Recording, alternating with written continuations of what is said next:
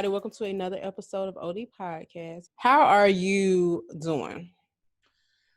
At this very moment, I'm doing okay. I just been trying to educate myself because it's a lot of stuff that I definitely wasn't aware of during this time.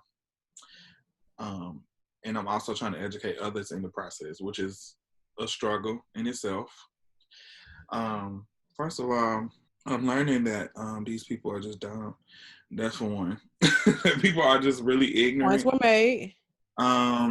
Also, certain things that I may have done or said, it's probably not that deep, but I can understand how it may come off as me not being supportive on my end, as far as like supporting certain brands, supporting certain people. Like, even though I have my personal feelings about the way somebody may feel or the way I forgive people, I need to just grow a backbone and just be like, you know what? I ain't gonna say I ain't got no backbone, but I just need to like be a little bit more stern with myself on the way that I deal with people who don't support what I do, or the people that like people. I think that's a fair assessment. You feel like you just are you kind of give too many passes. I give a lot of passes, and it's because of my past, and I know that when I was younger or growing up, even like a couple of years ago, that I was just ignorant to a lot of things, and I'm still learning. I'm still trying to teach myself, and I'm real gentle with myself when it comes to stuff like that because I genuinely don't know. I wasn't taught that in school. My mom taught me everything that she could, but for realistically, you kind of got to teach yourself. Like, you kind of got to take the time out to just educate yourself on certain things, and I can't leave that responsibility up to somebody else. And yeah, like, I've just been taking the time to do that, and I know that over the years, me being that type of person, and I kind of give people a little bit of slack for how they deal with certain things, just because I'm like, you know what? Honestly, they probably don't even know no better, for real. But I think that for now, the reason why I'm reacting the way I am is because, like, I haven't seen this many people come together to try to throw out information and educate other people ever in my life. Ever. So I think that if you are not even aware of anything, then that's just you just not wanting to, you know what I'm saying? So it's like, there's no way. People are just dropping resources left and right. They drop in things, and it's up to you to just kind of do your further research. But I mean, this shit is right there in your face. So if you're not complying or even trying to understand where people are coming from or try to be compassionate to Black people at the moment, then it's just on you. So I have to just take it for what it is. Even Black people. Like, I'm not even saying that from other races, because obviously we've been exposing a lot of Black people that just really don't understand what's going on. Whew. You will never lie. Yeah, well, obviously, if you listen to this, I will hope that you know about what's going on right now in the world, literally the world. It's crazy. There was a lot of stuff that happened in the past week before the protest started out. Yeah. And I feel like, while this is obviously in a response to George Floyd being murdered, but it was like the straw that broke the camel's back, because so first thing, we got COVID, right? We got people who have lost their jobs. People are kind of getting stressed out. They can't support their family. They don't really know where their next meal is coming from. And then you have, and I wish I could remember his name, but the situation that happened at Central Park with the lady in the dog leash. Okay. Okay. Yeah. And then we got the video footage from Ahmaud Arbery being killed after they had been living their regular life for months. You know what I'm saying? And then Breeona Taylor gets killed, and then her boyfriend charged with, trying to kill a police officer. And then here we go with George Floyd. And, to this day, I still have not seen that video. And I just really can't bring myself to looking at it. Yeah. And for selfish reasons, I guess, because I don't really, I would be wrong to tell people to not share stuff like that, because sharing it is what brings awareness. And it is kind of tough to look at. But I can't take it. I can't even... But anywho, I can't handle anything. Like, I don't like seeing fight videos. I don't like seeing people get hurt or nothing. I can't watch that. I feel you. Yeah, it kind of gets to you, right? I just so anyway, so yeah, so and now people are protesting, protesting has turned into rioting, rioting has led to looting. Now all of them are not mutually exclusive. There are, people are out there for their own purposes, but like you said, I have never ever in my life seen this many non-African American allies or organizations, people who were silent before are speaking out. I'm kind of proud, and I don't really know if I owe them kudos because they should have been doing this, but I do understand or know the feeling of being uncomfortable about something and not knowing what to say. So you kind of try to like tread lightly or just try to, stay away. But I think that the current events that has happened, and today is June 2nd. This year ain't nothing about this year been good at all. It's been bad since the peace dropped. But anywho, I just feel like people are kind of like, and what's unique too. And this may not be the first, but I feel like this one with George Floyd was one of those things where you literally saw the entire situation. Because I feel like with everything else, they're like, well, what did he do before that? Or what, trying to find blame because like they want to justify what happened to them as if there was a reason for the cops to kill somebody. But the same thing is I've seen white people still try to say stuff like he wasn't abiding by the law and blah blah blah. I'm like, are you fucking kidding so me? he should be killed. Yeah. Like my thing is, what's the point of having a judge if the police just gonna sentence you right there when they arrest you? Like, what's the point? Like, that's not your job, and you are not God to be taking folks' life and deciding who get to make it to where they going. And yeah, and from my understanding, like the cop who was kneeling on his neck was just like it was kind of like an ego thing. Like, nope, I'm not moving my knee. I'm not doing. You know what I'm saying? Like to the point where he's killed, and then I think they carry him to the hospital and tried to have him pronounced dead at the hospital. So they're trying to cover it up, but he died in that video, from my understanding. Yeah. And then they said that the reason why the cops were called because they claimed he had a fake $10 bill, which apparently was not true. But either way, I just feel like this is, and it's just like the situation at Central Park. It's like when you call the police on people, you are basically like trying to get them assassinated. Like what exactly do you want? Like I remember when I worked at IKEA. And we used to check, this was like one of the only places I worked where you really checked a lot of different bills. Because we used to have a lot of people that would come in there with like fake 5s, 10s, 1s, or whatever. But if they had a fake bill, you just tell them you can't take it. I mean, you can't accept it as payment, and then you're supposed to keep it. And the person knows it's fake, so they're just like, all right, well, they don't go. But I can never imagine like feeling like calling the police. Like unless somebody was like a repeat offender, they always come in there, always trying to finesse or steal.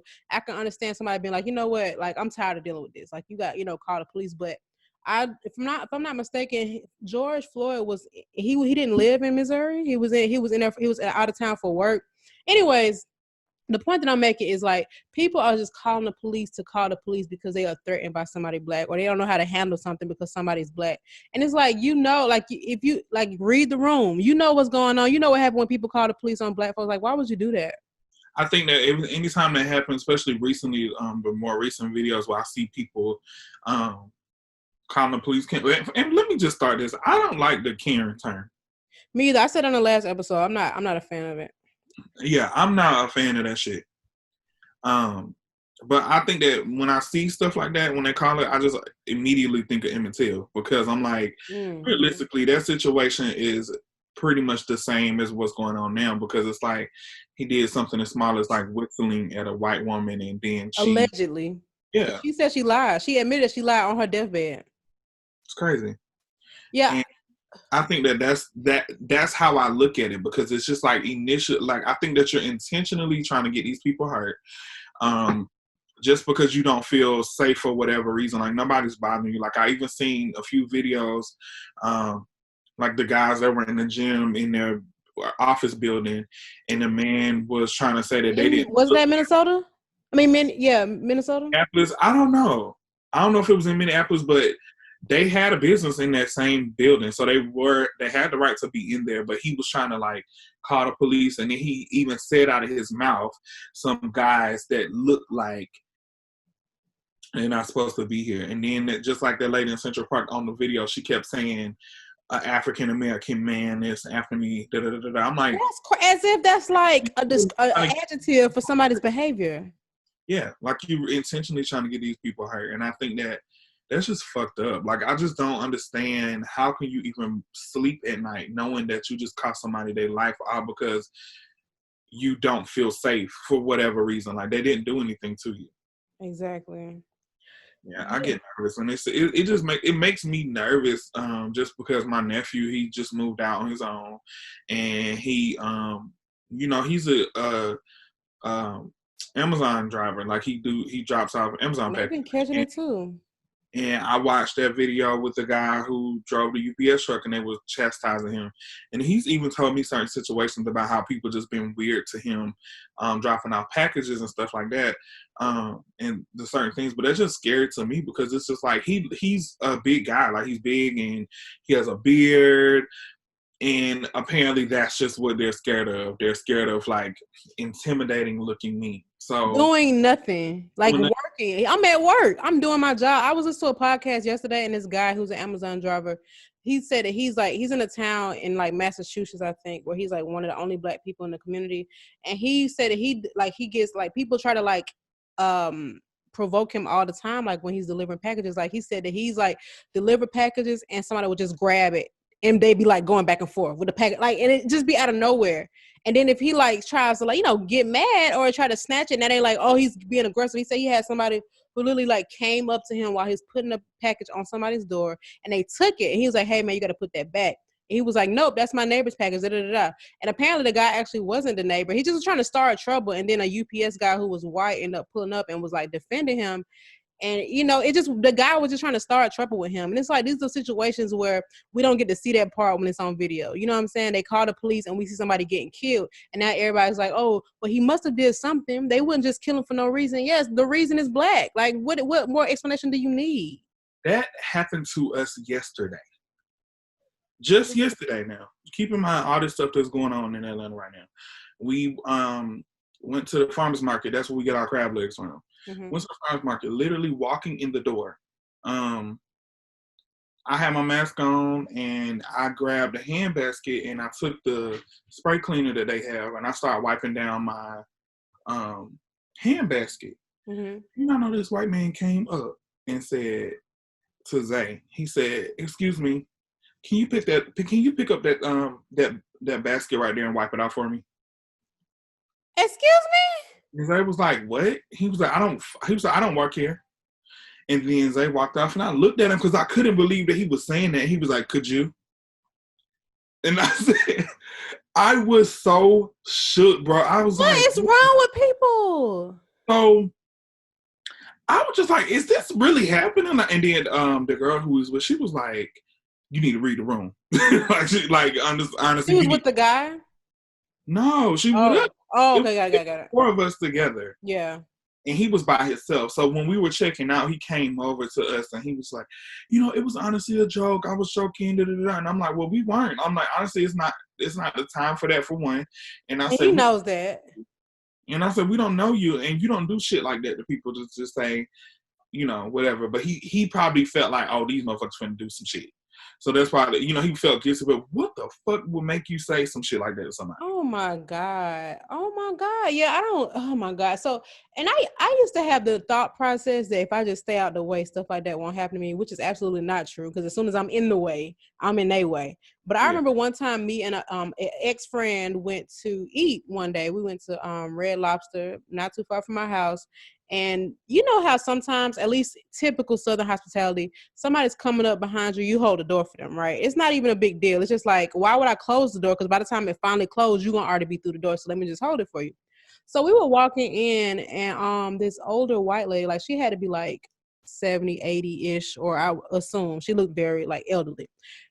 I kid you not, we had to be 8 inches away from this lady, and the door didn't have one of those like air compressor thing where it slowly closed. Swear to God, she slammed the door in our face. I'm not even joking. And she saw us because we parked our cars at the same time, got out the car at the same, you know what I'm saying? It was just not a coincidence. And I hate those type of situations because you can try to explain to a white person like, she probably did it because we're Black, and they're like, no, maybe she was just having a bad day, or maybe she was just a mean person. Like, no, it's not that. It's like when something happens consistently over and over again, you can only assume that this is why, because this is the behavior we've had to experience all of our life. And I was telling one of my friends yesterday, when I'm around my white friends or my white counterparts or coworkers, I try to not necessarily pretend this type of that stuff doesn't happen, but I really be trying to like do what I can to eliminate this dark cloud over me that I assume that they already, like I try to like dolly myself up to like not meet the mold of somebody that they would judge, if that makes sense. And I should never have to do that. I should never have to perform to have friends that are not Black. You know what I'm saying? But it's something I feel like we're kind of conditioned to do. Like that in the workplace before, especially working in Mac. Yeah, and it's abnormal. I'm pretty sure we had an episode about that before, how we even changed the way we talk or certain things like that we should not have to do. But it's kind of like the way and honestly, growing up, my mama never had to talk with us about like racism and stuff like that. I just kind of gathered that from just living life in general. But yeah, I mean, I just feel like a lot of times I haven't been my true self. And it's to the point where I would befriend these white people and we hanging out and then we follow each other on social media. And now I'm like muting them from seeing my story. And I shouldn't have to do that. Like now it's almost like I'm afraid to like really be myself on my own platform. But it's like, well, I don't want them to be thinking I'm like this. But after all this, I'm like, like, it's not, I shouldn't even be doing that, period, number one. But it's kind of like, almost ashamed to be my true self because I think they're gonna judge me, but they probably judge me anyway. Truth be told.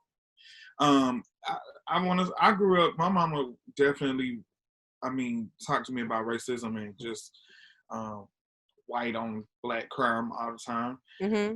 I think that for me, the way that my mom would talk to me about it, it would be so aggressive and just so like. It would be just so aggressive, like very, very aggressive, to the point where I would just think to myself, like, I understand this and I really don't, like, I really don't want to just grow up to be this type of person. Like, I didn't want to be mean like that. I felt like she was being mean. And of course, you a child, so you go. Yeah, you don't even want to listen to rules. So and I'm looking, because I saw how angry it made her, and I'm just like, dang, I'm like, I just don't want to be this person. I don't want to grow up hating nobody. But I think that me experiencing life and just seeing what's going on in the world now, I can totally understand why she was that way, because it's like, for one, my mom was like that because her mom was white and she got killed by white people, because she was dating a Black man. Yeah. So her mom got killed when she was 16, and she just never recovered from that, which is understandable. You know what I'm saying? Like, she never recovered from that. She would always talk about it. And so, that definitely sparked that for her. So she always was like resentful against these people. And then like she also had like really, really racist boss at her job. Like I remember, like they were, restaurant. Mm-hmm. Like she had like really, really racist people, that were her bosses, and she would have to just dolly it up, like you said, when she go to work. But when she come home, she would just be so mad, and she would be disgusted because they would just treat people like shit over there. They would treat her nice, and it was only because she was light-skinned with green eyes. But she just seen how they treated her other coworkers and like the cooks. And my mom would go above and beyond to just try to make them feel comfortable. Like she would bring them stuff on their birthday, cook and bring a plate, or bring them gifts and stuff like that, because she can see the difference like between the way they treated her and how they treated everybody else. And she just discussed it. Like she would always tell me like her boss had a baby by his niece and all this other crazy shit. Like she would just be so disgusted. But I mean, like now just looking at it, I'm not racist, and I don't like to speak down on people, but realistically, I'm like, y'all do way more fucked up shit than us. It's just surface level with us because y'all nitpick and point out every single thing that we do. Every single thing. I saw this TikTok video this young girl made. I guess she was a teenager, but she was talking about like Black people, all of y'all are delusional. All your everybody in your family's in jail. Everybody's on drugs. And I'm thinking like, most of my white friends do drugs, and I mean drugs. Yeah. Okay, now my Black friends do drugs than my Black ones. Yeah, and a lot of them who have been arrested before were just let go. They didn't have to go to jail. They didn't get booked. You know what I'm saying? Or had to see a judge, or they had a relative that was connected in higher up places. But anyway, you're right though, because What if I said I didn't want to be around white people because they shoot up schools or they do mass shootings in public places? Like, it's just crazy to think to me that people say that. I'm like, why do you believe that? You know what I'm saying? And then I hate when she was like, just some of y'all. She was like, 99% of y'all are, but 1% of y'all are good. It's like, no, like black people do not have to be because you decorated. feel like those 1% they comply to Their white standard. in their standards. Like, no. Exactly. And that's why I said, like, black people don't have to be decorated or established or have all these accolades to be accepted. You know what I'm saying? Your life does not matter based on like the level of success you've reached. It does not matter. You know what I'm saying? I'm a human being. I should be treated with respect. But it's crazy that they think that. And it's like, wow, like, so you really think that black people are the only ones committing crimes? And that's why I hate when people try to use that black on black crime narrative, because it's not real. It's not true. It does not exist. Crime is all based on proximity. And then if you statistically speaking, white people kill more white people than black people. We don't even make up 30% of the US population. You get what I'm saying? So that was one of the topics that I had to educate myself on, because growing up, I definitely used that black on black term. They use it on us. Teachers, people were conditioned to believe that was an issue that we were facing. Yeah. And I always thought that, and I always was that person, like, until we can stop killing each other, they not going to stop killing us, or they not going to da-da-da. But realistically, I think that what kind of pulled me away from that is I'm just looking at it, and I had to step back, and I'm like, white people kill other white people.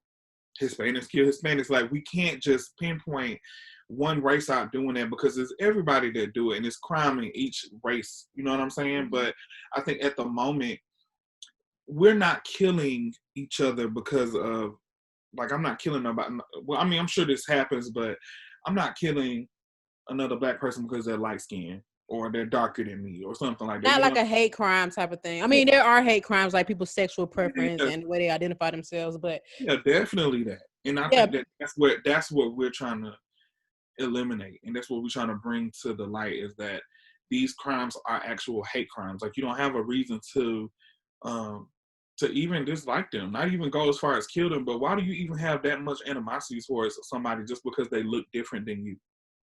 It's dumb. Conditions to believing, man. They really were. I wrote some notes here, and I wanted to. I don't want to sound like I'm reading, but I want to read.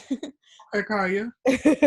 No, so basically I just want to talk about like how I'm really glad that right now I am working remotely, because in previous years when situations like this happen in the media or have been brought to public attention, I would have to go to work, and me and other black coworkers, we would have to go to work and kind of pretend like everything is okay. Yeah. And like it would be to the point, like I remember a specific example. I was at a job, and it was me and two other black coworkers, and we were in an office looking at a protest. And I feel like it may have been for Michael Brown. I really don't remember. It's been so many. That's a shame that I don't remember which one it was. Yeah. But we were in it, and the air was really thick in there. Like, it was kind of tense. And so a manager opened the door, and he was like, I guess he was telling us like, hey y'all, we about to wrap up. Just go ahead and lock the door or whatever. And we was like, oh, okay. We was like very low monotone. And he was like, dang, y'all acting like somebody died. And we was like, they did. And we said it unanimously. And it was just so crazy. I'm just like, wow, man, they don't have a single clue of what's going on. Like, when there had been, and this is not, and I'm not saying this because this is specific to white people, but I'm just saying when things like this happen, when I have seen on the news that there were school shootings, it really ruins my day. Like, it just really kills my mood no matter where I'm at. I remember one time I was at a food place, and this was I feel like it was like a Valentine's Day killing that happened in Florida. Do you remember that? What was the name of that school? Well, it was a young man who or murderer, sorry, that shot up a school, and it was on Valentine's Day, I think. And I wasn't even hungry no more. Like, I'm just like, what is wrong with me? Like, I'm not like, white people, there go white people again. To me, it's just I say, yeah, I understand. Yeah, it's just kind of like, wow, what's wrong with people? Why are y'all shooting up schools, killing kids and innocent people who can't even defend themselves? But to me, it's like, but when it's a black person in the media and these things have happened, it's kind of like, well, shouldn't have been doing this, shouldn't have been fighting back, shouldn't have been, God forbid he fight back, he don't want to die, like Ahmaud Arbery. Yeah, it's a mess. It's just like, I just don't understand how people can be, white people can be that disconnected to what's going on. You know what I'm saying? Like, do you know if they're disconnected or they're just trying to intentionally avoid it? Like, they just don't, they get, you know what I'm saying? It's like, I don't really know what to say or what to do. I don't like shit like that. Like, I don't like it now. It's just, I think that this pandemic alone has exposed a lot of different sides to white people as how privileged they think they are. or how privileged they actually are. I'm sorry, because it ain't nothing. Think they are privileged. But I think that it just exposed other sides of that, or people who didn't see it before or never really experienced it, like just simple stuff about how they feel like they shouldn't wear masks and mad because certain stores weren't open and this and this. Literally protesting with assault rifles in government facilities in the police face, and it's no problem. Trump even tweeted that they're very good people. You should ration with them. Excuse me? Ain't get shot with not one rubber bullet. Nothing. And it's so crazy. I'm like, listen, I got it on my notes too. Let me find it. But while you look through that, I have a question for you.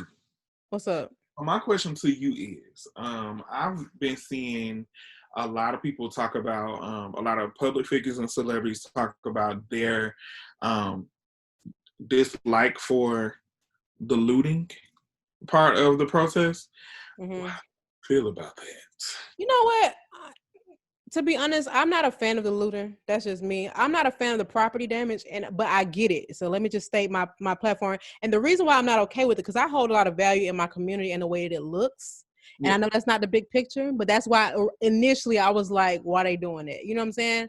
But also on my list, truth be told, protesting don't work. Kneeling don't work. Signing petitions don't work. Boycotting don't work. And they talking about, we're okay with peaceful protest. Peaceful protesting doesn't disturb them. It doesn't bother them. We could just go over there, be quiet, do our thing, and go back home. But what does that solve? You know what I'm saying? And then I keep seeing people, like I seen Desi posted that meme talking about this is peaceful protesting, and it was like a picture from Martin Luther King when they were marching on Selma. And at the bottom, it was like people being like maced and water hose and stealing, talking about this is a crime. Sweetheart, that meme is from Bloody Sunday. These people were peacefully protesting, and they were still attacked by the police. It's like people that were protesting peacefully still got killed, and obviously y'all don't make moves until y'all people create a scene. So I saw this other, and I fact checked me. I didn't get a chance to fact check this before we recorded, but it says, after Martin Luther King Jr. was assassinated, 110 American cities started rioting, causing $47 million in damages. On the sixth day, the Civil Rights Act of 1968 was passed. Period.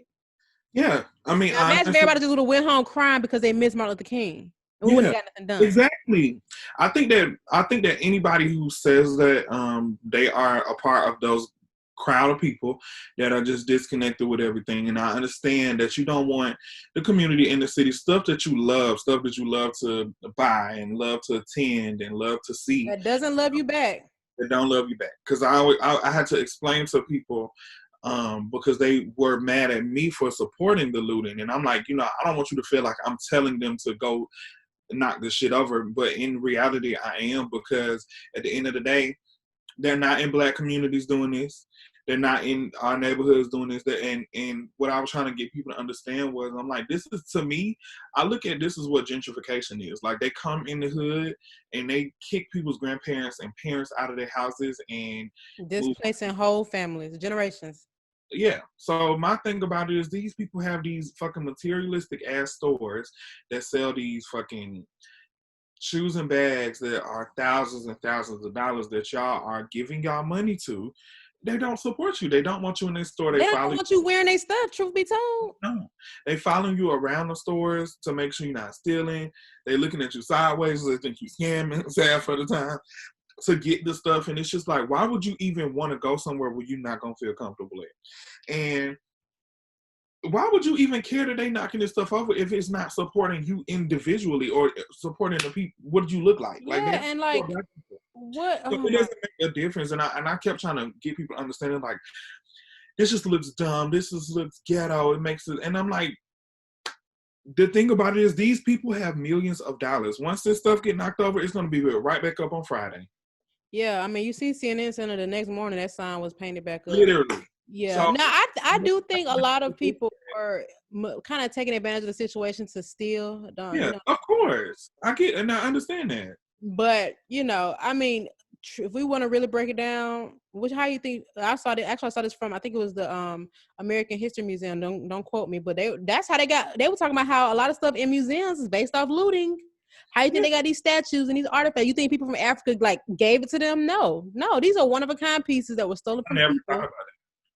This country was established on looting. You know what I'm saying? People lived here before the colonizers arrived. You get what I'm saying? And obviously, we not to say like, okay, they did it back centuries ago, so we should still do it. But there has been no change. You know what I'm saying?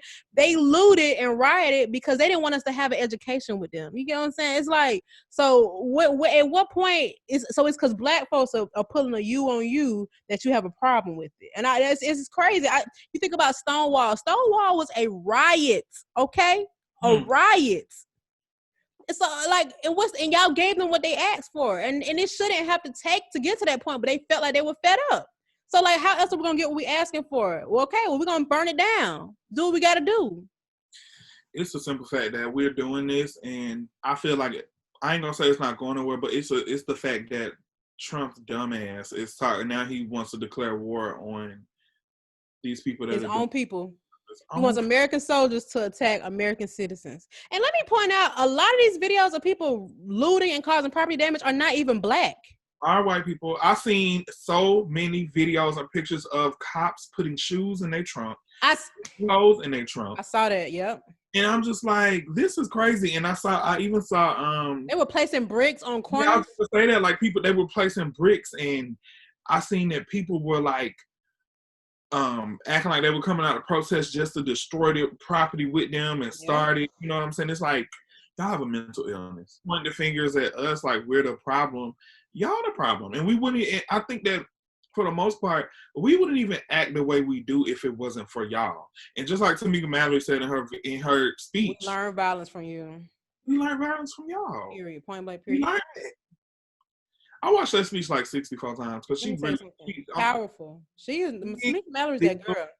Yeah, I didn't know about her until we went to the Revolt Summit, and then like after that, I just kind of looked into her, and then I looked into it more because one of my friends was like, I was around her, and she said, this lady always be DMing me about something, and I said, are you kidding me? I said, you don't know her? And she was like, no, who is she? I said, please Google her. I had to like educate her real quick on who I'm like, you got don't miss your lesson now. I'm like, you got a queen in your DM, and you know what's going on. Like, this lady helped you. So yeah, but shout out to her though. That speech really told me up a little bit because she went out. She did. You know, I love to see that kind of rage and intellect. Come on, Liz. It's a list for me. Hold on, let me see if I got some. I ain't got no. I told you I'm doing my impromptu. Let's see what I got. It's all good. Oh, I want to point out, people keep saying, you want to fix the problem, you need to vote, right? Obviously, we know that much, right? But I wish that people would take their time and educate themselves on how voting works, what type of voting, you know what I'm saying? Like who's running, the power they control, and how it all rolls up. Because I think for a long time, at least for me, in my household growing up, we only really knew about the presidential elections, and it really wasn't until I became a homeowner that I became more involved in my community and knowing who's, you know, making the rules for the environment I'm paying property taxes to. But I think people need to realize that Trump did not win the popular vote. When we vote, more people voted for Hillary than they voted for Trump. But there's something called the Electoral College, which ultimately calculates the number of votes for each location, and then that decides who wins. So yes, if more people voted in certain areas, absolutely, or people in our favor, he probably would not have won. But it's a lot more than just going out to vote. I just need people to educate themselves, and I think that we should take that responsibility as people. And I want to start sparing that as well. Like for this upcoming election, I didn't know where we was going to be with this coronavirus thing, so I had requested an absentee ballot. So I voted by mail, and the cool thing about voting by mail is they send you the ballot, and I can take my time and do more research on the people that are running, because I didn't know a lot of the people that was running for like sheriff and stuff like that, or judge. So I was able to like go online. Because I feel like when you're at the polls, it's like a time thing because there's so many people in line and you trying to get in and out. Right. And ideally, you should have done your research before that, but people don't always know. And so also, if people don't know, you can actually Google the ballot that's going to be in your election, like before you even go out to the poll. So you can take some time and remember. But one thing I really like is I can do the research and right then and there update my ballot for who I want to choose. And I think that's a good option for people. And you don't have to do this for every election, but this is just something that was introduced to me because of the climate.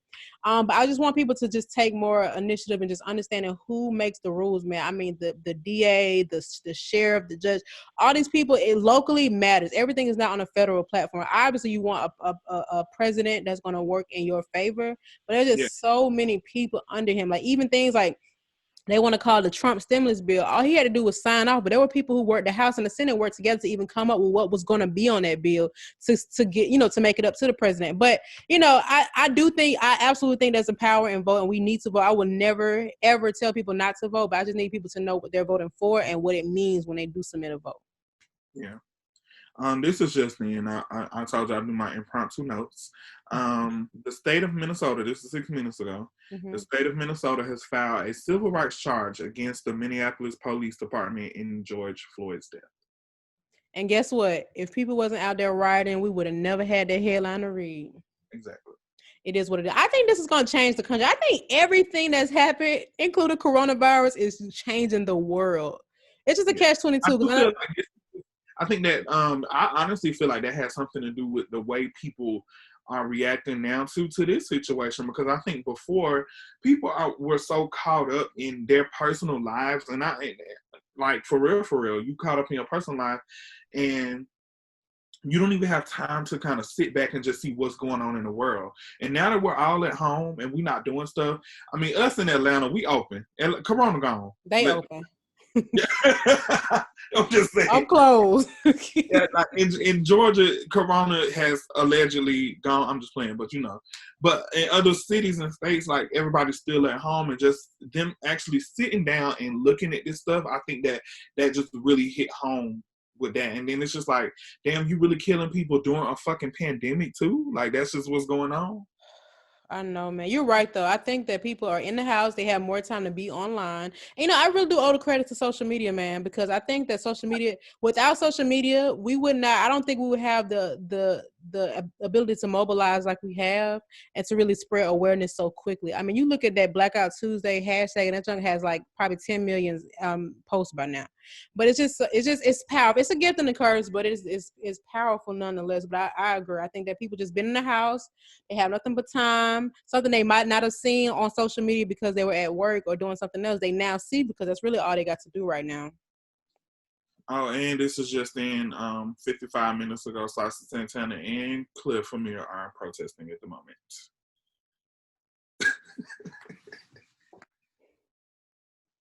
While we on that topic. Next caller! So this is my thing. Okay, I say this every time. We give celebrities a lot of power. I get it. I ain't even gonna lie, you do, because you say this a lot. I ain't gonna lie. We give them a lot of power, and I get it because they have so many eyes on them. Like, something I say to you one-on-one will not have the impact it would have if I had 1 million followers. That's just what it is. So I get it. So it's not intentional that we're giving them this power. It's just that we're all giving them the same attention that we give them. The problem with that, is people, I actually tweeted this. Let me read my tweet. I said, honestly, you can't even be shocked at the insensitivity from these celebrities and influencers, because they started off as ignorant common folks who went viral or made it to a point where money became the equivalence of security and intelligence. Popularity does not equate to awareness, so they are just abusing the platform that we gave them. Facts. It just is what it is. I think that people, because we like them and they're funny and they make all these posts, they get all these likes, we think that they are supposed to be our representation or our representative, our spokesperson, and that's not the case. Because that just like they are just like me and you, how we had to learn stuff, they got to learn stuff, but they are just catching it the hardest because they got 100,000 people, 1 million people trying to teach them the same lesson that we learned in private. And I just wish that people will understand the responsibility they have when they have a platform like that, and not just be putting stuff out there without educating themselves. First person on the list is Desi Banks. People call him a coon. How do I feel? I don't really have a problem with him telling people not to loot and to damage property. I get why he might think that, only because it does impact the community. It eventually we're gonna be paying for it anyway. You know what I'm saying? Just a lot of things that come with it. But what other options do people have? So anyway, what I'm saying, he said what he said. He deleted it. He said it again and delete. So it's just like, all right, you ain't learning your lesson. I just think that you just can't be out here posting and tweeting like you still got 100 followers. Like, you just got to be responsible with the platform you have. And I think that that's something that I've learned too, is that you can't be out here posting uneducated tweets. Like, if you're not educated, you can. I mean, Google is right there, like literally right there in your phone. Mm-hmm. You can just search it real quick if you feel like you want to, say something. I mean, it's not that hard. But I just think that that's just a problem. Like I get it. Like you definitely want to have you're trying to bring peace to the situation, and you don't want it to be as violent. But I mean, in the same breath, like nobody has responded to no peaceful protests and no peaceful anything. So at this point, this is what people are doing. People are fed up. They are fed up. So it's more than just people stealing Dior and all this other stuff. It's more right. to They keep focusing on that. They're like, there's way more going on right now. People have been peacefully protesting in Atlanta every single day. Yeah, they're doing it right now. Yeah, they are as we speak. So I mean, yeah, I don't know. I think that out of all the people, I'm trying to see who offended me the most. I hate to look at it like this. Okay, so here's the thing with Virgil. I've never fucked with Virgil, and I always feel like he was off-white.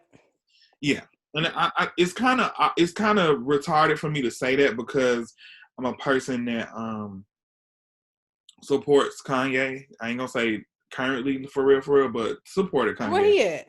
For the most of his career.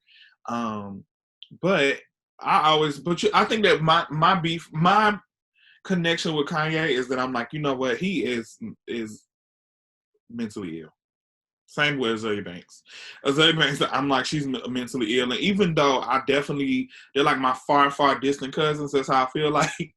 But I feel them sometimes, but sometimes I'm like, you know what? I hate to always have to blame stuff on mental illness, but whatever. But anywho, it's a no for Kanye on my side, and I understand why, and I get it, and I respect it.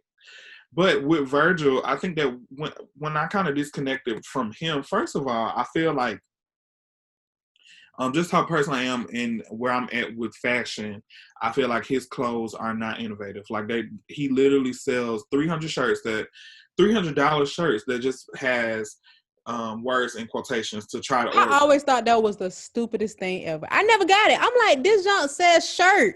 Is that innovative?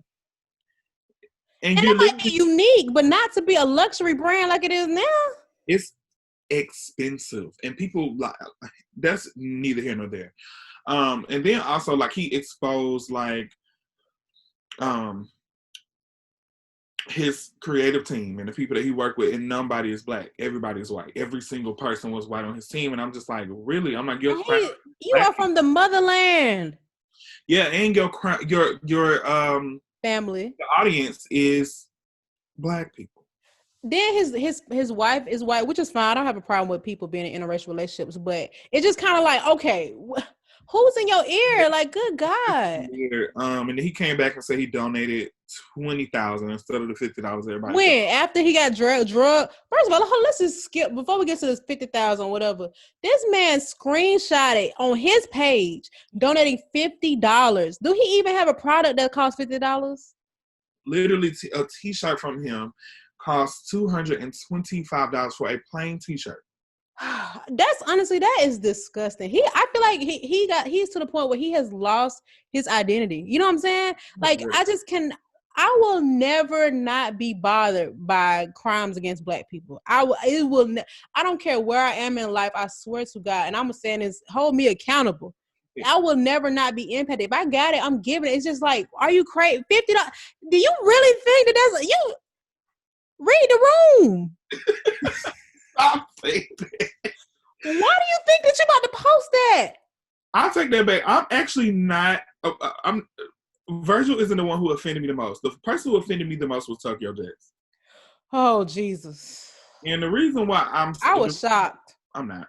I watch people in general, not even saying just black girls or men, but I watch people say ignorant stuff like that all the time, to the point where some things just don't shock me when people say certain things. I'll be like, you know what?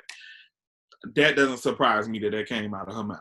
But I think that what does piss me off about it is that even if it was no cameras around, I don't think that I could formulate my mouth to even make a joke about that or just say some shit. He has a son, a black son. You know, I think that, and I always be thinking about people that, that have brothers and uncles and dads and everybody like that around them. And I'm like, so what would happen if something like that happened? So you would want people to burn shit down and kick shit over, not, you know what I'm saying, to fight. And not make fun of how they died. Yeah, why would you do that? Like, why is that a joke in your house? I can't, it's, oh my God. And not that this justifies or makes it like, they shouldn't have, but who recorded and posted that? Like, I feel like somebody should have been checking her. Like, I would have been like, okay, you're going too far. I remember one time somebody, my second youngest brother died of cancer. Yeah. And somebody made like a cancer joke one time. This was a little bit after he passed away. And they had called me like apologize. And I'm thinking like, okay, you realize you took it too far, but like, why is that? Why would you say that? Yeah, that's what I'm saying. Like, why is that even a joke to begin with, whether it's from me or somebody else? I think that people are okay with joking on it because it didn't hit home for them. Yeah. Because I feel like some stuff ain't funny no more. Because they'll be like for example, and this is I don't want you to say this wrong, but they'll be like, "Your mama ugly," and they be like, "My mama dead," and it's like, "Oh, my bad." It's like, well, you shouldn't have been talking about nobody's mama anyway. Yeah. No, that happened to me before. In elementary school, I think I told you that. When I was in 4th grade, we was at the lunch table, and I literally was playing with a Fruitopia bottle. Like, I had a Fruitopia bottle, and I was doing it like this, like just like Madonna. You know how Madonna used to have? No, like a titty. Yeah, like the I know what you're talking about, though. Yeah. And so I only had one of them. And so when I did that, one of our classmates started crying because, and I was like, what happened? Like, why would you start crying? And she thought that I was making fun of her because her mom died of breast cancer and she had one. But I'm a child anyway, but I was not doing that. But and you probably not even thinking about that. I didn't even know. Yeah. So I'm like, I didn't even know that her mom passed for me to even know, you know, especially the details that's that deep. But something like that is just like so hurtful. Like, you shouldn't say certain things just because you just never know how people gonna react to it. And then I don't know, that's just fucked up anyway. Like, why would you even play with somebody like that? You gotta tell me who that was, because we was in the same 4th grade class. I try to be really conscious with my language too. Honestly, I stopped using the term nappy. I stopped saying, I'm not about to go down the list of the words. Nappy, though. Huh? I like the term nappy. Like, if I'm describing something on my head, I like it when it's like more nappy. Man, I think social media got me thinking, and that's a bad word, truth be told. I mean, but I stopped using the N word. I stopped cursing altogether, but I stopped, like, I don't like calling people slow. I make sure I call little people and not the alternative words. I just try to, like, things that are specific to a group of people. I just really try to refrain from saying that because you just don't know, man. I don't want to offend nobody. I'm sensitive, and I want to assume everybody else is. I just kind of want to, be cautious of stuff like that. What do you think, aside from this, we should do as a community, a Black community, to like have a better platform for ourselves? Like, outside of needing better behavior from the police and from the government, like, what can we do as a people to have a peaceful life? What would you like to see? I think that we just need to show unity, and I think that that's the part that has really been pleasing for me, is just to seeing everybody coming together during this time, even though it's an unfortunate time, but just to see everybody working together, even people that I would never expect and I wasn't necessarily a fan of, but just to see them coming together. And I always see negative stuff about, like, oh, they're only doing this, blah, blah, blah, blah. But at the end of the day, any type of support or any type of allies that we need, it's going to help, So I think that, for one, I think that we just need more unity, and that's better said than done. That's for number one. I also think that we need to focus more. I mean, we say this all the time, and this has been like the topic of discussion on social media for years and just outside of social media, but we really do need to keep our money in our community. And we used to do that. And I'm sorry, I don't mean to cut you off, but let me just make it clear, because we say that, and we had that, especially when you think back on Black Wall Street, but the Klan burnt our towns down. And it's like, it's kind of discouraging, because now they're like, well, we're not going to rebuild it. All they're going to do is burn it down again. And now this becomes a like decades and generations pass by of people not having things of their own out of fear of it not being accepted. And even when I think about things like, so there's a Black-owned beauty supply store by my house. I'm just going to share. It's called Beauty Depot. Please make sure y'all support it. It's on Cobb Parkway. I don't know if that's considered. Oh, is it about Juicy Crab? Yes, same plaza as Juicy Crab on Cobb Parkway. Black owned Beauty Depot, right on the closest to the IHOP side. Anyway, I remember a long time ago, my friend was telling me that she was going to start a beauty supply store, but she had got so much pushback or blockage from like the Asian beauty supply store people. Like they were trying to stop her from having, because they kind of dominate that type of store. Yeah. And it's a shame. So it's kind of like compared to the same thing. It's like, well, we trying to do this, not to use it as like not to say that we're the like. I don't want to make it sound like I'm trying to say we have the victim mentality, but there are so many things systemically set up to block us from doing things that we want to do. If anybody has a chance to go on the Apple TV app, there's a movie called Bankers, and it's with Samuel L. Jackson and I can't remember the other actor's name. I'm so sorry. It's basically about like how hard it was for African Americans to obtain mortgage loans from banks. And they basically went through all they could to open their own banks and to lend money to their own people. And it shows the stuff that they went through. The white people would like shut them down and try to find little loopholes to get them out of business and not give black people loans. And the work that they put in, it basically made way for the fair. An act was passed to bar financial institutions from discriminating on applicants for loans based off ethnicity, race, orientation and things like that. Yeah, my mama was big on that. Like she was big on keeping your money in the black bank. She used to use was it PNC that's a black bank? It was Citizens First, I think. Citizens Trust. Is that the one that's like a maroon color? I don't know. Maybe it's not around no more.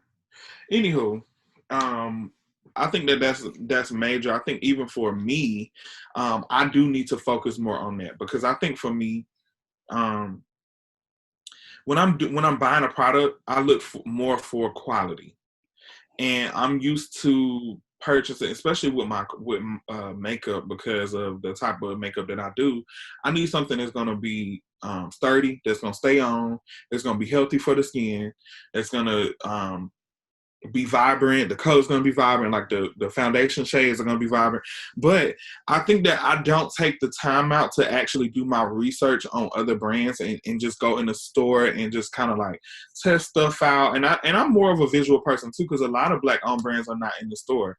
You have to order it online, and I'm not buying nothing without using it first. That's just me. I need to know what to do. But I think that I need to focus more on that because I've sat here and watched even the other day, I felt so fucking bad, but I mean, I didn't know. I ordered so much shit from Dawes Kill last week, just a whole bunch of stuff, and apparently they still going. Like they unfollow every black person that's reporting, that posting. The owner of Dawes Kill, her personal page, she's been like unfollowing the black influencers that promote her brand. Like she's been unfollowing them every time they post something about it, like one by one. And everybody been speaking about it on Twitter, like, oh my God, the owner, I can't even say I'm surprised, but she unfollowed me. Is she white?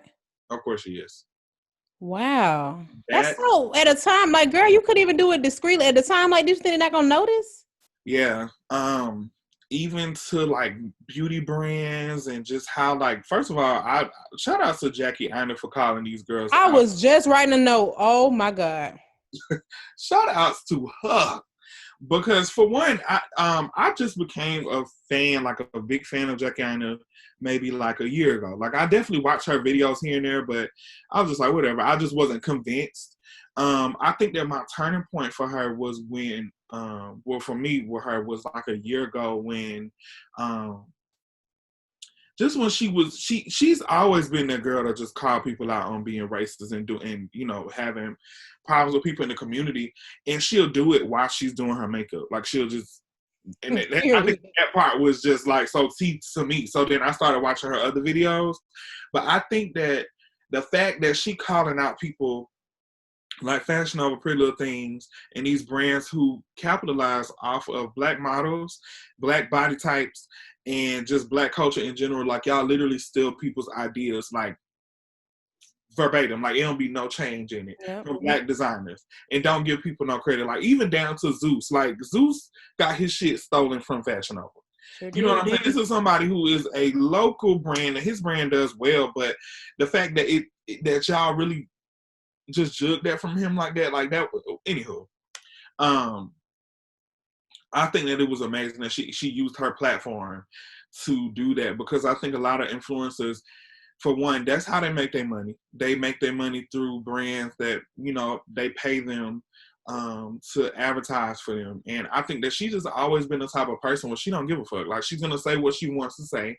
She's gonna whether she's getting paid or not, they're gonna cut her off from PR or not.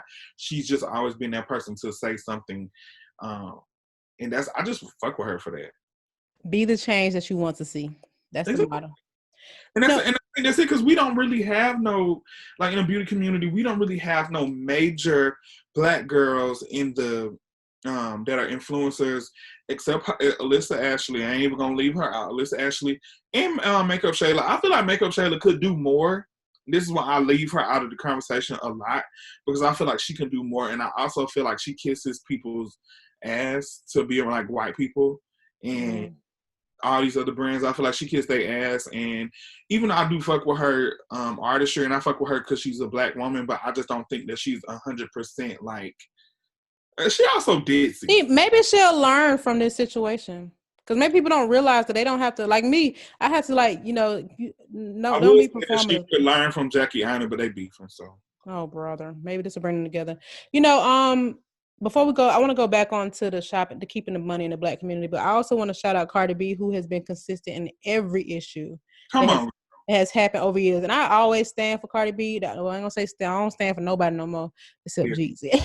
But no, Cardi B has always, no matter how people might try to say she doesn't sound intelligent, who else been speaking out that's an artist? For real. Yeah, she speak about Black injustice. She speak about voting. Yep. She had a Instagram live with Bernie Sanders, and people tried to hate on her for that, talking about, oh, now she the Democratic representative. Well, it wasn't you. Yeah. Okay, well, if it ain't you, then who? Period. Now, I really want to shout out Cardi B, because I appreciate it. I think, you know, I just think that she knows what she's talking about. And even a lot of y'all faves ain't said nothing. It's been crickets. Yeah. And not that they owe us that, but I think that when you reach a certain level of power and success, people are looking to you, and you can be that change. Like, you know, Beyonce even made a video. And people try to hate on that too. I'm just like, all right. I know that sometimes people don't want to speak out because they don't want to say the wrong thing and get chastised. But like I said, it takes a few minutes to just educate yourself on a certain topic and certain things. And even still, like, even if you need help from like a publicist or something is better than nothing. And this is why it's so. You read the room. Read the room. And this is why it's so important to be cautious of the people you have around you. You know what I'm saying? Yes, people need to be conducive to the success of your future. Like, I always say I want smart friends around me, people that's doing stuff in life. Because if they're not saying that they're a level below me, but if they're a level below me, like, what can I get from that? In a situation like this, I'm the spokesperson and I sound like them. You know what I'm saying? Yeah. So I want to, you know, you need a solid foundation. That's why it's important for parents to be instilling the, you know, self-love into their children and understanding like how to navigate this world and things that it's going to take to be successful, and realizing, you know, just because I'm smart and Black, I got to be extra smart and Black if I want to make it in this world. So I just think that people just, like, I know y'all been down for a long time, but you need to like intentionally seek out like-minded people that are doing what you want to do eventually. You know what I'm saying? A positive life. And I also want to shout out my clients, my girls, light skin Keisha and Zanique, because they both reached out to me on separate occasions just to kind of ask me some questions about some things that I posted, and just to try to like enlighten them, because they didn't really know. And I like stuff like that, because it's just like, even if you don't know, I would rather you ask somebody who does know about it, so that you can kind of understand why people are doing this, why people are rioting, why people feel the way they do. Because I understand that once you reach a certain level, you're kind of disassociated with the real world per se. You are. But it just shows a little bit of concern, and it shows humility, the fact that you even give a fuck to ask, you know, what does this mean? Or why is this happening? Or how do you feel about this subject? I fuck with shit like that. So shout out to them. Yes, I agree. You know, and I always say, you know, even though I moved myself out the hood, and I guess you could say I'm in the suburbs, I don't know what this is considered. Yeah, you've been in the suburbs for years. Since 2014. But I just will never, ever, ever forget where I came from. And I love the hood. I talk about Campbellton Road every day. Maybe me too. I got people sending me pictures when they drive past the Campbellton Road exit, and they never even got off at the exit before. I'm gonna rep my hood every day. Hills on Faux Flat. period. I love my hood, and that's why I be so like when certain stuff happen, I never attack the people because, like for example, and I know we getting a little off subject, but when people be trying to like how people like make people that are in prison or in jail to be monsters, I'm like, you don't even know their story. You don't even know what they did, why they did it, and where they came from. I'm gonna always have a soft spot for people because I know people are victims of their circumstance and their environment, and it's all the difference between me and a lot of those people is I had an opportunity or I got lucky or whatever you want to call it to make a decision that changed my life, and they might not have had the opportunity or they might not have felt like they had they couldn't risk, not doing something, or else their family didn't have somewhere to live the next day, but call me ghetto. I'm from the ghetto, baby. What's good? I'm really from there. I'm really from there. I don't use ghetto people for their aesthetics and their jogging and point blank period. Okay, but so back to keeping the money in the Black community. I think a few years ago I made a conscious decision to intentionally support Black business specifically, and because I had moved to Sandy Springs and I wanted I wanted a Black doctor and a Black dentist, and primarily because I just wanted to be comfortable. You know what I'm saying? I think your health is very important. And I just wanted to have a doctor that I can be candid with and really understand, because statistically speaking, a lot of times African-American women have underlying issues that are not taken seriously because the doctor thinks that they're lying or they're being dramatic or they're making it up. And I don't want those kind of problems. So I want a doctor that I can speak my language with, tell them what's going on, and really have a heart to heart, and not have a doctor that kind of feels like, oh, it's okay, sweetie. Like, you know, I don't like that. And my dentist, very Black, very cool, super cool, very established. And it's in the neighborhood that I grew up in. So I feel like I'm contributing to that neighborhood. I'm not taking my money and get Sandy Springs gonna get theirs. You know what I'm saying? Yeah. But I want to make sure that I'm circulating money in the community that I grew up in, because if everybody was, because like you said before, like when you buy makeup, it's typically probably a more established brand because they're accessible. You can go to the store, you can pick it up. But if we treated everything that way, the people who need it the most won't ever get it. You know what I'm saying? So if I start going to doctors that are in Duluth or Sandy Springs, my doctors in Cascade, when I go back and find out the office closed, it's probably because they wasn't getting the funding they needed to stay open. I don't want to be the reason for that. So I'm gonna make sure I'm giving my money as it see fits. Same for my therapist and everything, And what's the problem with that? People, when you look at like the Jewish community and just a lot of communities, they do that anyway. You know what I'm saying? And that's how it should be. But I think that we have been conditioned to think that the white is right. Exactly, that white is better, and we assume it's better because it's polished and things like that. But you find these CEOs are embezzling money. They're disrespectful to their family, their own family, their staff. They don't really care about people. It's all about the dollar. And don't get me wrong, I don't have a problem with people becoming millionaires. I think that's what a lot of people's mindset is when they start a business. But it's all about what you do when you reach that level of success. So I'm always look out. You can ask my boyfriend. I'd be like, oh, she Black? Okay, let me go. I think all Black women are beautiful. I compliment Black women every time I walk past them. I just want to make sure, like, listen, we out here. Yeah, together.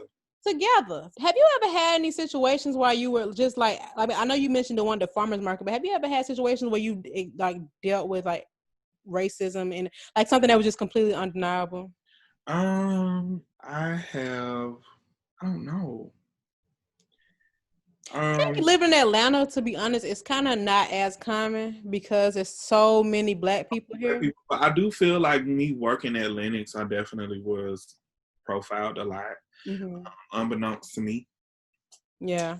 I've had a few instances where like I've been more discriminated against because of me being gay than me being Black. That's just my personal experience. Like I have experienced, I guess, some racial profiling, especially with cops. Oh yeah, you shared that on the show. Yeah, I've had that situation happen to me, but for the most part, it's been more so because of me being gay.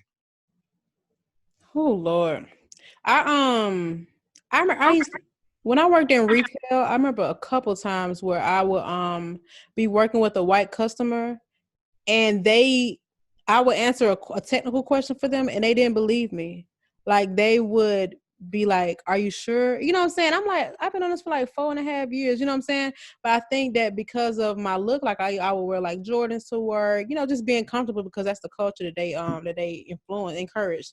But yeah, they'll be like, "Are you sure?" They won't believe me. They'll ask for my manager.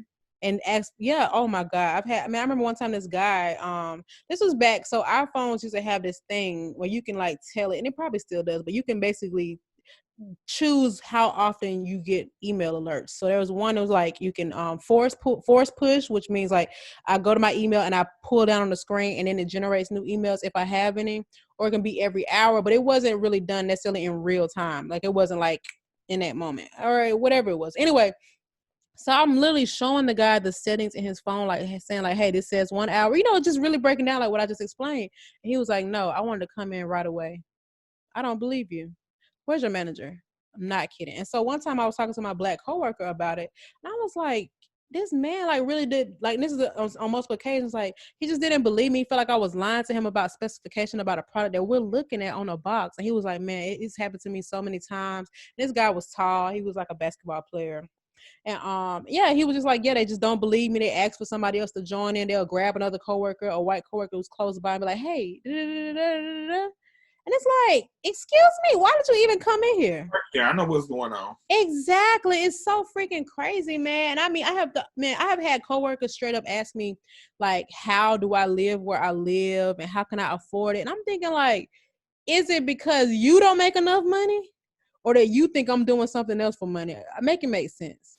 I don't have now I've had something like that happen to me. I think that people who know me from work, like when I worked in retail, cosmetic retail, they will always be like just saying that the way that I eat and things that I do will be bougie. And then like, oh, I just never expected that from you because I know, you're from the hood. Y'all like fried chicken and watermelon, which I've never had together before. I said, and the thing about it is I don't even eat watermelon. But well, I can't remember the last time I've had the truth, and that's a fact. I don't even eat watermelon.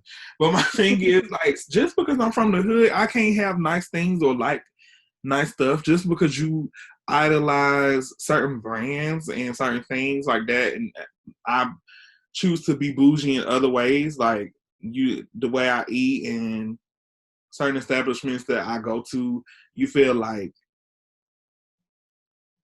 I don't know, like just because I'm from the hood, I'm not supposed to enjoy life. Yeah, it's like when you're from the hood, you're not smart. That's really how they look at it. When all the styles that run this world come from the hood, they love our dances, our clothes, our language, the words we use, the way we even carry ourselves. That influence. Everybody want to be black, so it's time to be black. Black culture makes the world go round. That is a fact. And it's so crazy how they steal our style and we don't get credit for. TikTok ain't nothing, full of nothing but little white kids who have done the things that we did first. And that's a fact. Hairstyles, do-rags. Mm-hmm. Miss Mamas. You would not believe how many of my white coworkers have said bye Felicia to me, because my name is Alicia, and don't even know where it came from. What? Never saw Friday in their life. I swear to God. So why are you saying it? Because honestly, they thought it was just a cute saying, like a. They're like, bye Felicia. I mean, bye Alicia. I'm like, you know where that came from? No. Okay, girl. Read the room. I've had. Read the room. I mean, right. Man, I've had people like, I've mentioned before putting their hands in my head. I had a coworker say, I always wanted my mom to adopt a little black baby. They're so cute. Girl, they're not pets. I swear to God. I swear to God. Well, basically to me, it was multiple people, but we were talking. I was the only black person in there. I was like, they're not accessories. What do you mean a little black baby? That little black baby is going to grow up to be a black man that you probably could not prepare for this world. And that's one of the things I never understood why white people adopt black babies. I always wonder if it's that savior mentality or like that accessory type of thing. Like, why? What do you think? What do you think you're going to, like, this child has to be cared for just like your white children. Like, I don't get it. I always feel like black people should always have the black experience. You know what I'm saying? Absolutely. I wish I would have went to an HBCU. I never let that go. I didn't get it. I definitely applied to Clark, and that was the only school I was. I got a good mind to get an MBA from Clark Atlanta. It's gonna cost me, but I might. Let me get my bachelor's. What I'm gonna go for? Let's go to Clark. No, for real. I do wish. I feel like even though I grew up in the hood, I feel like I mixed out on that the educational experience, but just really getting introduced to like black culture and going out and having fun with black people. Now my schools were black, but they weren't HBC. They weren't built on black excellence. So another thing that I think that we could do to like create a better community for each other is really try to educate each other. People be having information and they don't want to share it. Like they kind of want to keep it for themselves sometimes. And just think like one thing I really try to do is I try to put people up on game when it comes to like buying a home or helping their credit or just little life hacks. So it's so many things that I've learned in life that I learned by making mistakes because I didn't really have the guidance for it. And then when I learn it, I let people know like, hey, no, when you do this, make sure you do this. You know, just little ways to navigate stuff. But I feel like people be holding out. It's kind of like they want to do it, see success, and then they'll share it or they'll sell it to you. But I don't think that's fair. I think that some things that people think are not attainable, they never pursue it because they don't know that the barrier of entry is actually a lot lower than it is. And then they just end up living that same complacent life and not being able to get out of that bubble, I guess you could say. Another thing I wish we would do is just, I wish that society would get to a point where we didn't feel like we needed to be accepted by white people. I posted a video about that. And it wasn't just about that. It was just in general accepted by anybody because I think that when you feel like you need to, the video was just basically saying when you feel like, well, when you say that you want to be accepted, that means you're putting somebody's life value above yours. Mm-hmm. And you're not above me. I just want you to understand me. I just want you to realize that we are one. Yeah, and I'm guilty of that. I've definitely done that. I've changed the way I talk. I dress a certain way. The struggle I went through last year trying to find a job. My hair was braided and I couldn't find a job. It made me so mad when you was telling me that. Yeah, and so I would just refrain. Like you can ask any black girl in probably, I don't know if it's just limited to corporate America, but when we go on our job interviews, our hair is always straightened in a ponytail or wrap, like a nice little wrap, and then because that's more polished. Exactly. And then once they get the job, they'll slowly, introduce the natural hairstyles, and then they'll be like, oh, your hair is different. You cut it, then they start touching it and stuff. But I wear a lot of wigs, and I had to just like slowly wear one. I used to change my wigs like every 2 weeks. I had to slowly like wear one every month, maybe every 3 months, so that they wouldn't be so shocked. Because I used to dread walking I used to try to get to work before everybody else did, so that when I'm so they don't have to see me coming in with my hair being changed. Yeah. Like literally, so I can already be there and be busy, so they don't say nothing about my hair. Instead of them being there and chilling, I'm walking down the aisle and like, oh, what I'm saying, just making a fuss, but it's not even that deep. I had a manager tell me, "Wow, you change your hair a lot. I've never changed my hair all my life." Okay. What? So you boring? I only wear wigs because I like to change my hair a lot, and because my hair and skin is so much more sensitive than theirs is. It's a lot easier for me to wear things like hats or wigs or braids or things of that nature. I want people to be more responsible when raising kids. I'll say that.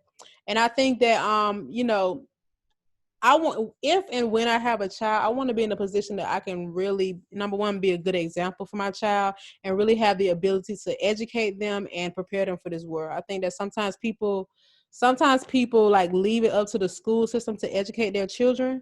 So they'll send them to school and Exactly. But then they take it upon themselves to blame the teacher for not telling the student enough. And there's so many things I learned when I got to college that I didn't learn in grade school. And I'm like, why didn't we learn this in elementary through high school? You know what I'm saying? But because everybody don't go to college, you know what I'm saying? Some things that could really be impactful that they can learn that they didn't learn in those earlier years. But anyway, I just want people to be able, I wish we could just take a bigger effort to teach each other. You know what I'm saying? Like there's certain things about history that didn't make it into the books because like my college professor said that history is written by the conqueror. Okay. So if you didn't win, your story is not being told. And there's so many things about Black people that is so empowering that we're now learning through social media because it wasn't introduced to us back then. You know what I'm saying? So I just wish that there was a little bit more of, more, I wish that there were more solid foundations, but we all know that's systemic. You know what I'm saying? It don't really have nothing to do with your race per se, like our actions as being Black people, but it's a lot of things that was set up to, work against us and things that you kind of got to move what you got to move with. But I wish that there was more ways that we could, educate each other and, just live in that power that we've had before. Coronavirus. All right. Well, hopefully we can, we'll be in a good mental space to provide a typical episode next week, Yeah, and hopefully we'll have a guest. Yeah, hopefully. I just want to, I kind of feel I would have felt very irresponsible had we just hopped in and had another kind of episode coming out this week. So yeah, that was true. I'm glad we did this. But anywho, I think that for me, I think from this moment, I'm gonna just use my Instagram to. I mean, I feel like I've always done that though, but I'm gonna use my Instagram platform and Twitter platform to try to, sorry, give people more resources and just kind of promote more Black-owned brands that people don't really know about. I'm gonna make sure that I just do my part and focus more so on keeping my dollar black. Yeah, you should. That's fair. And I agree. And there's no reason that Black business don't last as long because they're not getting support. If we're patronizing somebody and then we like their services, we're gonna tell the world about it. But let's make sure it's a Black business that we're sharing it with. So all right, then. Thank y'all for listening this week. Please share this with a friend. I'm going to share this. Actually, I want to shout out some of my white friends. I don't know if they want their names to be called, but some of my white friends did reach out to me yesterday and they just shared like true allyship and empathy, telling me, things that they're grateful for. And I appreciate that. And these were friends that I never doubted anyway, but it was just nice to kind of know that, they're not just like standing in the corner, hiding, scared to say something. My white friends didn't reach out, but of course, Tori Bay reached out. Shout out to Tori Bay. There we go. Friend of the show. And she has been showing a lot of support to the Black community before this situation and during. There we go. Yeah. All right, y'all. Love yourself. And love your brothers and sisters. There you go. And your neighbor. Unless you live in the suburbs. I'm just kidding. I'm just playing. All right, y'all. Bye.